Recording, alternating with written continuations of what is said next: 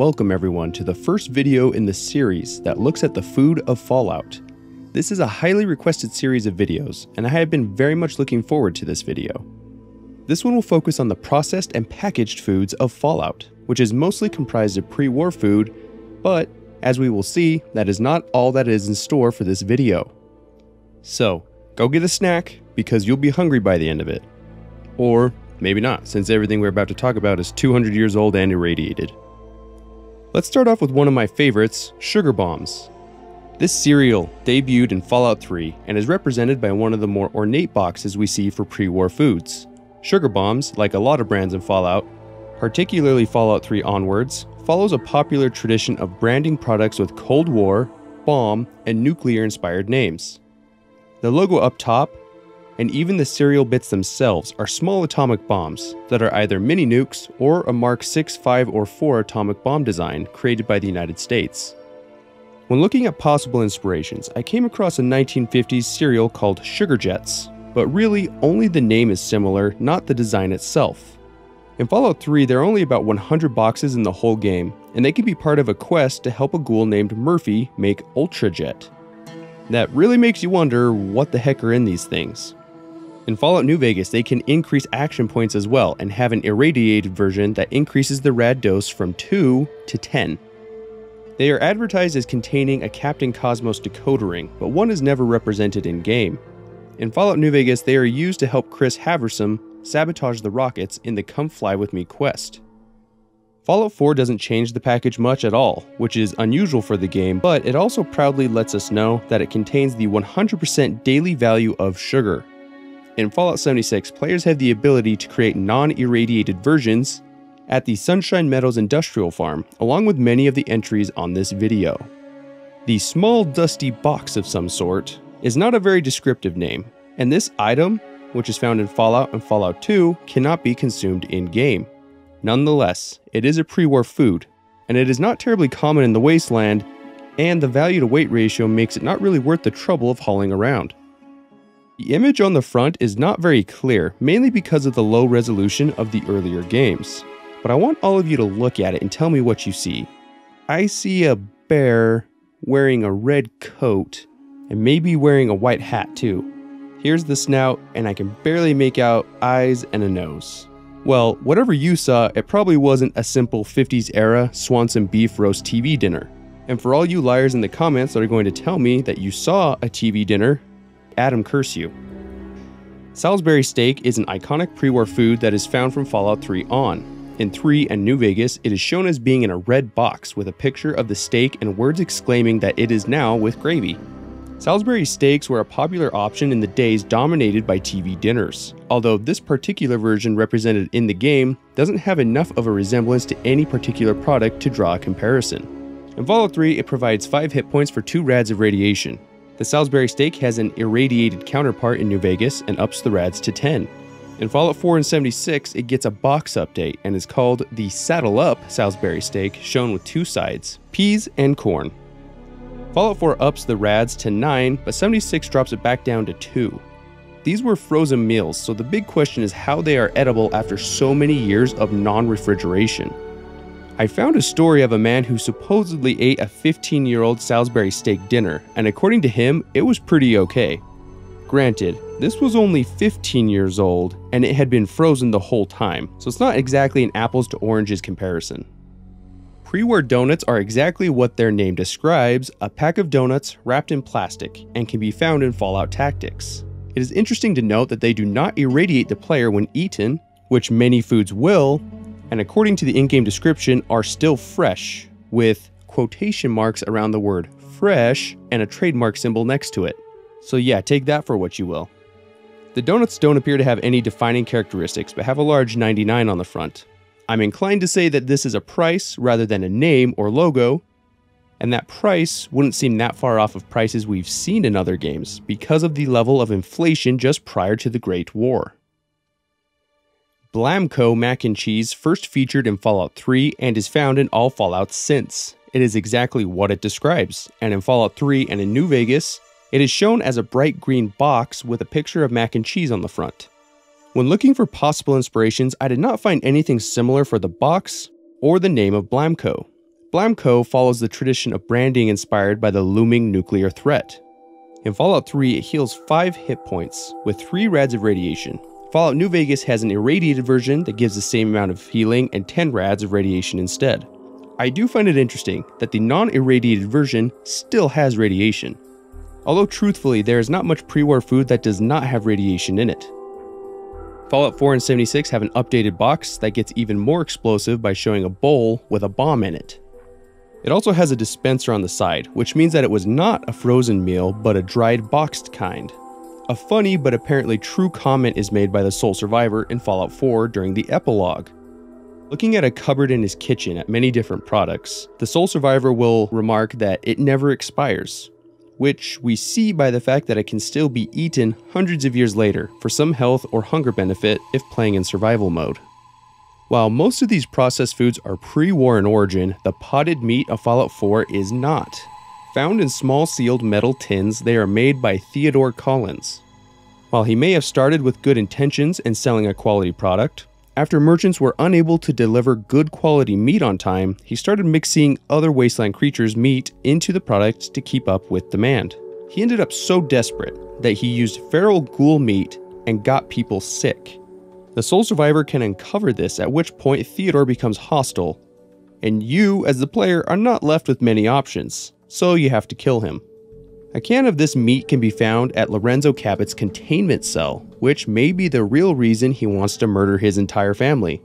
I know I would've. I'm also curious what you all think the symbol on the top of the cans could possibly be. Featuring in Fallout 3 and being present in all Fallouts since, Yum Yum brand deviled eggs are in a simple blue box with a red stripe and are advertised as being pure, dried, whole deviled eggs.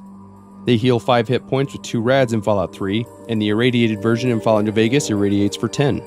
In Fallout 4 and 76, they get an updated look that is a bit fancier and drops the pure, dried, and whole portion. I was unable to find any sort of old branding that was similar to the ones shown in game, but the Yum brand is a real-world brand that owns some popular franchises. So whether Fallout's Yum Yum is a reference to this, it's really hard to say for sure. I also find it interesting that Fallout 3 and New Vegas' deviled eggs are apparently dried, which I've never heard of, nor could I find any reference to dried deviled eggs. I suppose this means they might be freeze-dried or something, which could contribute to their long shelf life. Fallout and Fallout 2 have another miscellaneous item known as the Box of Noodles. It is a box of noodles and capers with an in-game description that says, "You have no idea what instant spaghetti is, and it cannot be eaten by the player." The graphic on the cover is a real advertisement for Chef Boyardee spaghetti dinner from the 1940s. It is difficult to know if it is edible since it cannot be consumed, but considering that it has some value and can be traded might mean that it is. Cram was introduced in Fallout 3 and has been in every game since. In Fallout 3 and New Vegas, it comes in a blue box, healing 5 hit points and dosing for 2 rads. New Vegas' irradiated version gives the player 10 rads instead of 2. In Fallout 4 and 76, it comes in a blue tin with the name and a picture of the canned meat on the front. If you haven't put it together already, this is a not so subtle reference to the real-world spam. Everything from the name to the presentation, which became more spam-like after Fallout 4, when it started to come in tins just like its real-world counterpart. The connection goes even further though, since NCR troops are found with cram in their soldier rations, which is similar to how spam was included in World War II rations and became widely known and kind of hated due to this, eventually becoming a household name and an American icon. Since cram is found in NCR soldier rations, it makes me wonder if the NCR is mass producing this once again, or if they're using old pre-war supplies. Cajun rice and beans is something that is only found in Fallout 76, and is simply a can of preserved rice and beans with flavoring. It has very plain packaging, and it looks like it was intended to be sold as survival or long-term storage food, rather than a commercially consumed product. It is interesting that at the bottom, it specifically states to not add water. A curious Easter egg are the words "Who dat," which I believe to be a New Orleans Saints reference, as that has become a chant and slogan for fans of the Saints. Lending credence to this is the fact that it is Cajun flavored, which is a popular seasoning in much of the South and especially New Orleans. Starting in Fallout 3, bubble gum can be found in small yellow packages and can restore a whopping 1 HP. This is clearly intended for children as it comes with a real pirate tattoo, except it doesn't, because we can't ever get one in the game. Those filthy corporate liars. The yellow and blue design is somewhat similar to the old double bubble color schemes. It is a lot more common in New Vegas and will even irradiate the player with 1 rad. If the courier decides to try and give some of the boomer children this bubble gum or Gumdrops, they will gain infamy amongst the boomers for giving them radioactive candy. In all fairness, I'm not sure what isn't radioactive anymore in the wasteland. There were, after all, thousands of nuclear bombs that went off, so it seems like you can't be too picky. In Fallout 4, it gets a makeover with a green package and is from the Big Pops brand. In Fallout 76, the player will get different kinds of bubblegum that are received in perk cards. All the variants can slow thirst and hunger, but have different effects as well. Cola increases your rad resistance, grape increases disease resistance, strawberry increases damage resistance, watermelon increases AP, and the so-called perfect bubblegum causes no hunger or thirst for 60 minutes. The perfect bubblegum is apparently a preserved and non-expired form of the gum, hence the name. Cotton candy bites are found in the Nuka World add-on for Fallout 4 and Fallout 76, and are bite-sized chunks of cotton candy that are in a red box with the mascot known as Bottle on the front. They offer 10 HP and 3 rads upon consumption, and that is about all we know about this consumable. I will say that if any of these foods have an excuse to survive such a long time and still be edible, it might be cotton candy, since it is nothing but sugar and coloring, and as long as it doesn't get wet, I don't really see it going bad. The most common of all pre-war foods, and certainly of the packaged foods, is the culinary masterpiece that is a can of pork and beans. Like many of these, it is first encountered in Fallout 3, where, like most of these pre-war delights, it increases HP by 5 with 2 rads. Despite being so common, it can easily be missed because the rusted can is not always easily distinguishable from the detritus that is scattered around the wasteland. The irradiated version in Fallout New Vegas once again changes the rad intake from 2 to 10. In Fallout 4, it gets a redesign but is also unbranded, which is a normal move for a lot of these when they were remade for Fallout 4. No more with the Greasy Prospector brand, which sounds delicious. The new can has a new look and is a lot less rusted. These look a lot safer than the extremely rusted Fallout 3 and New Vegas versions, which could easily have rust contamination or small holes that develop due to the rust that could lead to botulism in the can. Slocum's Buzz Bites are found only in Fallout 4, and they are a fairly rare item because they were never actually mass-produced and distributed. They are a kind of donut or donut hole, made by Slocum that is all over the Commonwealth, but these have a special twist. They are apparently filled with hot coffee, and I mean hot, because in the test runs, it ended up burning too many people and therefore never actually made it to production. These may have been inspired by something like the Dunkin' Donuts Munchkins, which were a variety of donut holes that came in a box that is the same type of box as the Buzz Bite box, although the Munchkins notably did not come filled with coffee. Due to this, they can only be found at the Slocum Joe's HQ, or crafted when the recipe is obtained. Some interesting details are that this item has keywords associated with caffeinated and non-caffeinated, which may indicate at a time that caffeine was going to have some sort of chem-like effect, but it was never implemented. They also were never given the properties to mark them as food, so they won't satiate hunger in survival mode, although they do increase action points and perception at the cost of HP. This makes this less of a food item in Fallout and more of a chem just based on its effects. According to the wiki, they were also supposed to have an addiction that would lower AP points, but this was never implemented in-game. Potato crisps, once again, are first seen in Fallout 3 and are shown in all later games. Coming in a colorful box, it has a special offer on the back for a moon map. But the back is exactly the same as the front, so once again, we have been bamboozled by pre-war business. They are commonly found in the Edotronic 3000s and have the same HP and rad numbers as all the other foods previously talked about, including the New Vegas irradiated version. In Fallout 4 and 76, they go from a red and blue box, which is a very popular color scheme of packaged food in Fallout 3, to a tube with pictures of the product, but does not have a brand. The tube is very Pringle-like, and indeed, this makes sense since they are advertised as potato crisps, which in the US means that rather than being fried potato slices, They are fried, pressed potato product, which is exactly what Pringles are. Something that is interesting to note is that the Fallout 3 box of potato crisps are the same boxes that can be found labeled as junk food. It has the same effects as potato crisps, but in New Vegas' hardcore mode will not reduce the player's hunger stats, which is kind of funny. This also makes me wonder if junk food was meant to be a whole group of processed foods that were meant to have different effects from normal food, but they ended up just having the crisps asset represent junk food and called it a day. Fallout 2 has another miscellaneous item called Cheesy Poofs. Although they can't be consumed by the player, the Fallout 2 description says they are cheese-flavored puffs and are extremely good. The Fallout 2 strategy guide says they are yummy, nutritious, well, sort of, and lasting forever without going stale. They're scrumdiddlyicious cheesy poofs, and giant mole rats just love them. This makes sense since they can be given to the Brain, which is a giant talking mole rat under the Gecko junkyard. I couldn't find a box that had the same image on it, although given the fact that the two prior food items from Fallout and Fallout 2 used real images from old products, I don't doubt this is one too. This is also a South Park Easter egg, since Cartman's favorite food is cheesy poofs, and I can always appreciate a good South Park reference. Instamash is another Fallout 3 and on product that is in a white and purple box, displaying a solitary potato. Being pretty common, it is most likely potato flour, which is just pulverized and dehydrated potatoes that are reconstituted by adding water or milk. Following tradition, it has the same health stats as all the other packaged products, and the irradiated version in New Vegas is the same as well. In Fallout 4 and 76, the packaging is changed drastically by showing some potatoes being beaten to mashed potatoes, and the back of the box is the beater machine.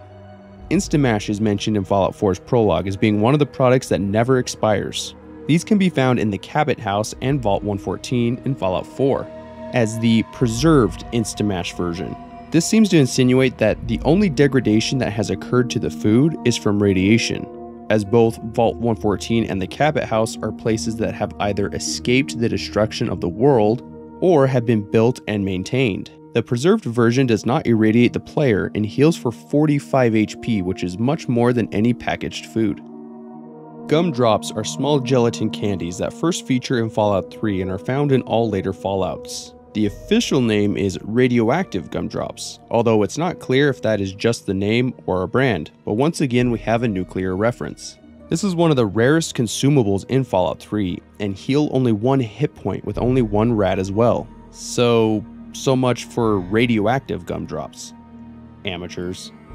In Fallout 4 and 76, the box changes and they are not quite as rare, and a special Fallout 76 version of the gumdrops that is called Halloween Candy can be traded for different prizes at the Smart Choice machine at Watoga High School.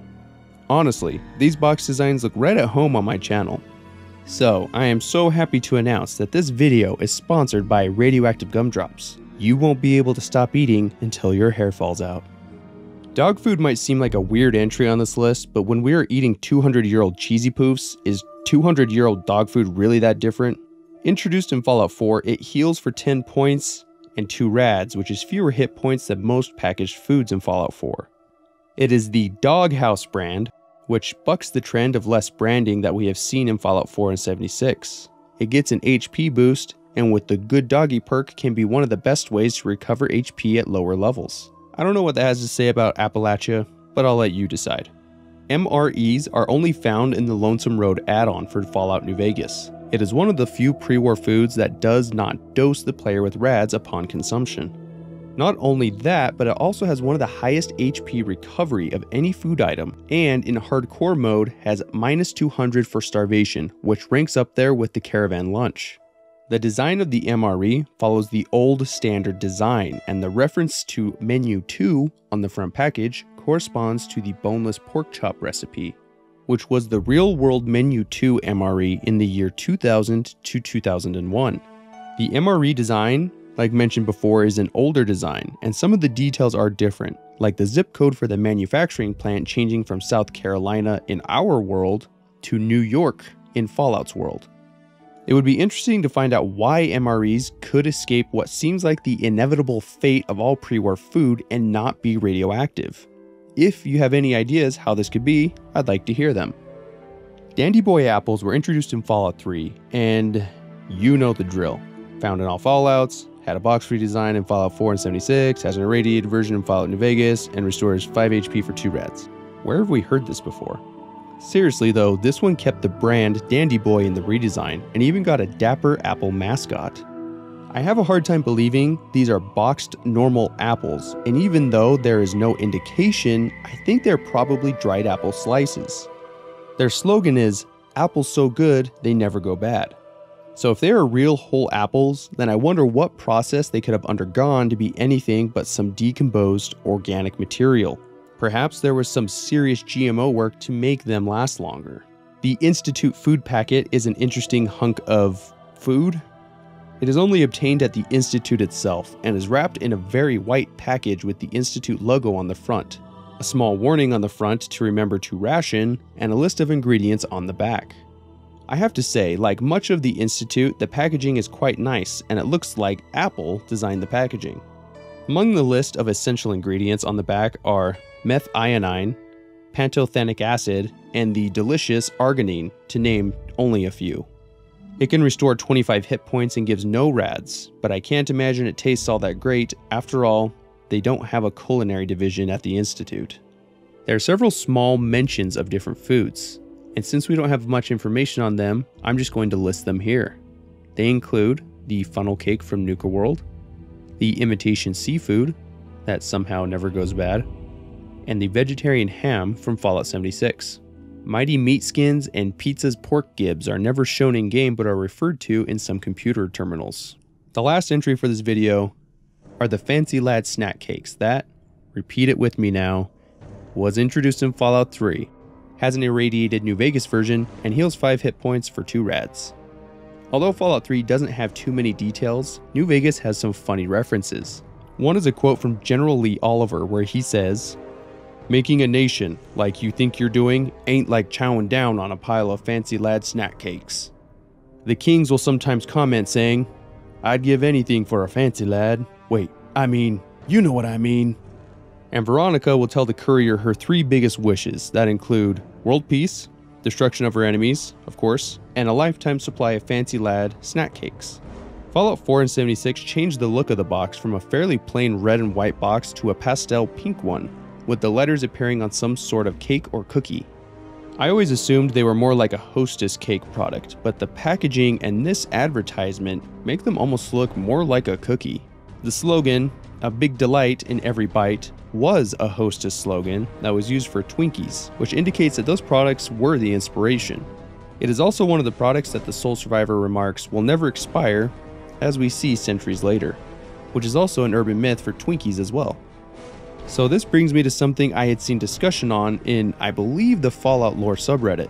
When asking how pre-war food could be remotely viable, I saw discussion about how the radiation may have sterilized the food and helped it keep for longer.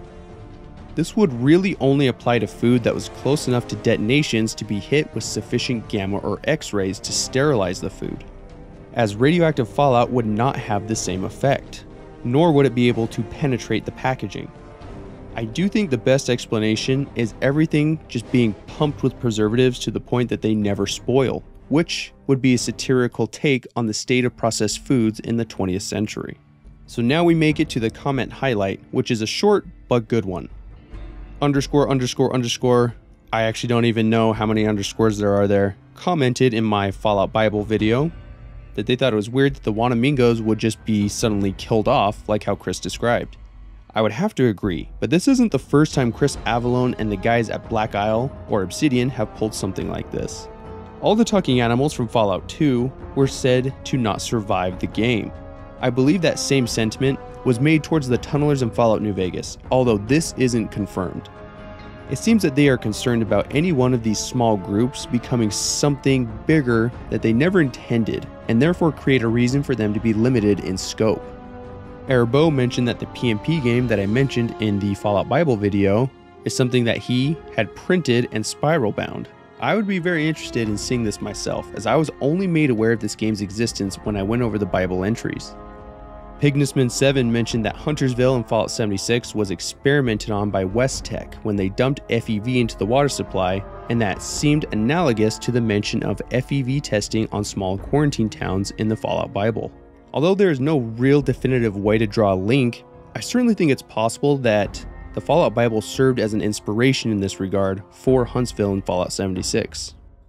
And that's it for this video. I hope you enjoyed it and now have a strange and irrational desire to eat a Fancy Lad snack cake, because if everyone in Fallout New Vegas loves them, why wouldn't we? May Adam smile upon you, and I'll see you all in my next video.